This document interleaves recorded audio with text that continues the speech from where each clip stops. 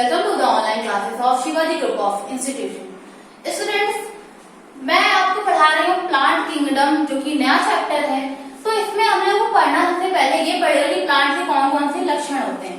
जैसा कि अभी तक हम लोगों ने पढ़ा कि प्लांट जो थे किसी पूर्वज से आए, तो पूर्वज का क्या बोला गया था कि किसी ग्रीन शैवाल यानी ग्रीन एल्गी से आए, जिसका नाम था कैरोफाइट। तो प्लांट कैसे आए? तो सबसे पहले बहुत छोटे प्लांट ब्रायोफाइट, टेरिडोफाइट, अनावृत बीजी, आवृत बीजी, इस क्रम में प्लांट जो थे यानी पौधे थे उनका विकास हुआ था।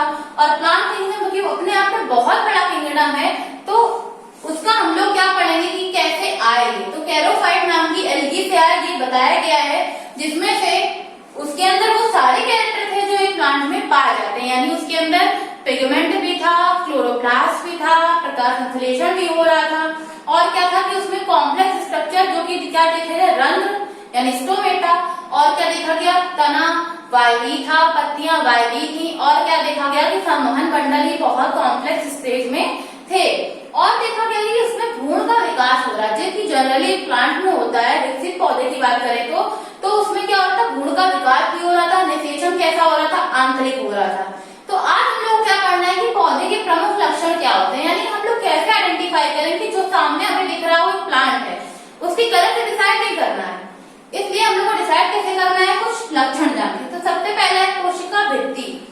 स्टूडेंट्स, कोशिका भित्ति जो होती है वो प्लांट्स का इंपॉर्टेंट कैरेक्टर होता है, क्योंकि ये एनिमल्स में नहीं पाई जाती है, ये केवल प्लांट्स में पाई जाती है। और किसकी बनी होती है? सेलुलोज की बनी। तो इसका वर्क क्या होता है? सेलुलोज का स्ट्रक्चर पाया जाता है सेल का, और ये बहुत ही हार्ड प्रोटीन होती है, जिसकी वजह से प्लांट जो होते हैं वो उसको प्रोटेक्ट करती है और उसको शेप देने में उसकी हेल्प करती है। तो ये काम होता है किसका? कोशिका भित्ति, जो किसकी बनी होती है? सेल्यूलोज की। ये इसका पहला कैरेक्टर है। नेक्स्ट है कि पर्णहरित पाया जाता है। पर्णहरित यानी क्लोरोफिल पाया जाता है। क्लोरोफिल पाया जाएगा, जिसकी वजह से क्या करेंगे, प्रकाश संश्लेषण करेंगे सूर्य के प्रकाश की उपस्थिति में, और बना क्या देंगे, ग्लूकोज, कार्बोहाइड्रेट, स्टार्च, कुछ भी बनाएंगे, लेकिन वो क्या होगा, उनके फ्यूचर के लिए स्टोर फूड मटेरियल होता है, जिसको वो कभी भी आगे चल के यूज कर सकते हैं। तो ये क्या बनाते हैं, पर्णहरित क्या करता है, कार्बोहाइड्रेट का फॉर्मेशन करता है सनलाइट की प्रेजेंस में। तो ये क्या बनाएंगे, कार्बोहाइड्रेट या फिर ग्लूकोज। ये इसका सेकंड कैरेक्टर हो गया। नेक्स्ट है कि प्रकाश संश्लेषण करते हैं। प्रकाश संश्लेषण करते हैं क्यों? क्योंकि इसमें क्या पाया जाता है, क्लोरोफिल। तो ये इसका एक इंपॉर्टेंट कैरेक्टर है किसका, प्लांट का, कि प्लांट में पर्णहरित पाया जा रहा है, जिसकी वजह से क्या हो रहा है, यहाँ पर प्रकाश संश्लेषण हो रहा है। नेक्स्ट है कि वृद्धि।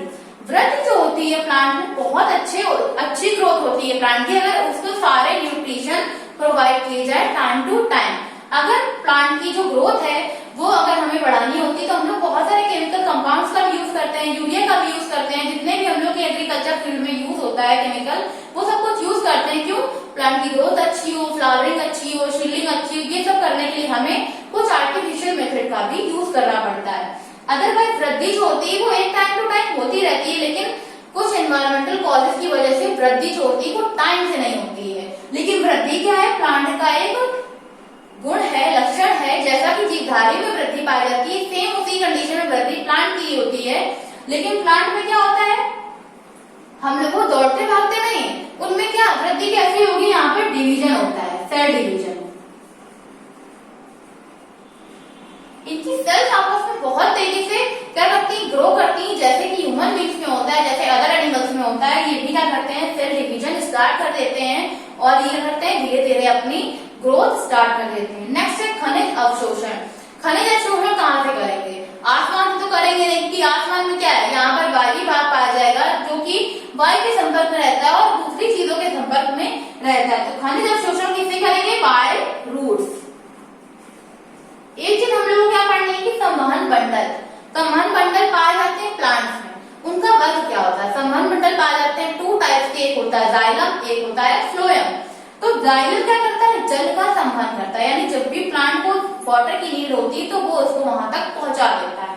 फ्लोएम क्या करता है, जो फूड होता है यानी खाद्य पदार्थ जो बनते कब है, प्रकाश संश्लेषण के दौरान, उनको क्या करता है, लीफ से रूट तक पहुंचाने का वर्क करता है। तो ये क्या करेंगे, खनिज अवशोषण रूट क्यों करेंगे, क्योंकि रूट से क्या करता है, ये वाटर एब्जॉर्ब करता है, कि रूट में अब जब लोग पानी देते हैं पौधे को तो रूट तक जाता है, तभी तो जाइलम उसको ऊपर वाले भाग तक ले पाता है।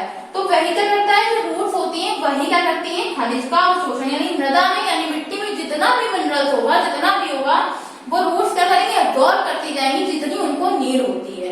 और अगर उनकी नीड के अकॉर्डिंग वो अब्जॉर्ब नहीं कर पाती तो उनको आर्टिफिशियली क्या करना होता है, फिर से मिनरल्स डालने पड़ते हैं। नेक्स्ट है उत्सर्जन तंत्र। उत्सर्जन तंत्र, आप लोगों ने कुछ प्लांट ऐसे देखे होंगे जिनमें कुछ लिक्विड सब्सटेंस टपकता रहता है, जैसे गोंद, इस तरह के प्लांट देखे होंगे, गोंद वगैरह के, रेजिन के, रबर के, उनमें कुछ एक्स्ट्रा चीज पाई जाती है, वो क्या होती है, उत्सर्जन उसका होता है।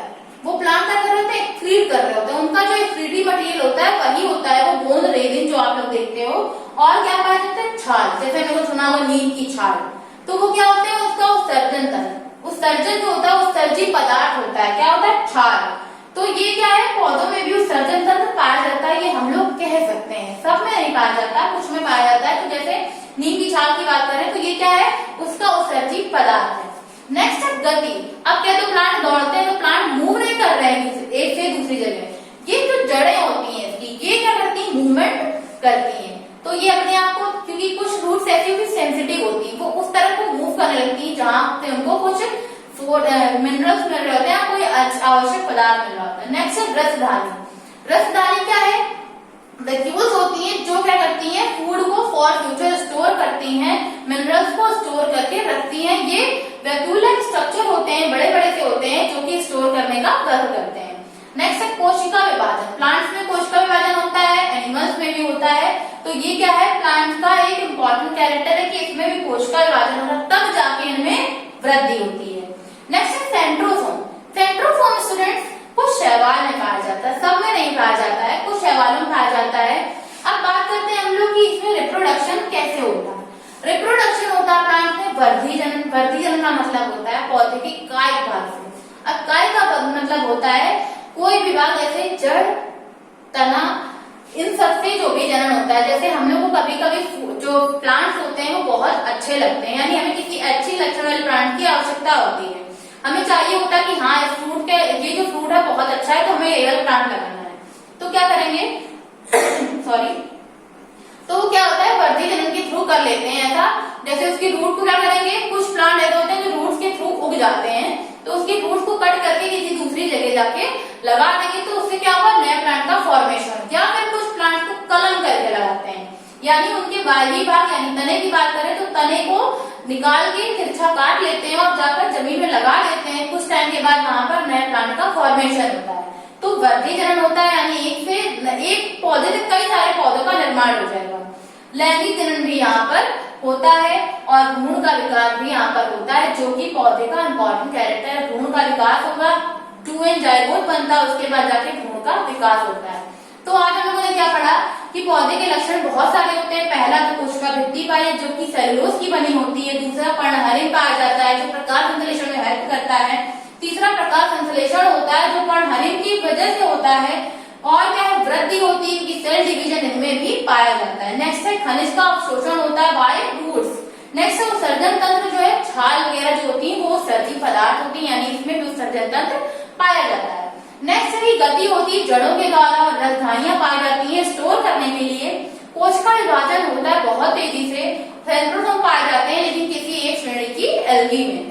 वृद्धि जनन पाया जाता है जिससे कि एक से बहुत सारे पौधों का निर्माण हो सकता है कम समय में या फिर अधिक समय में लग सकता है। लैंगिक जनन भी प्रॉपर तरीके से पाया जाता है और भ्रूण का विकास भी होता है। So students, that's all for today. Thank you.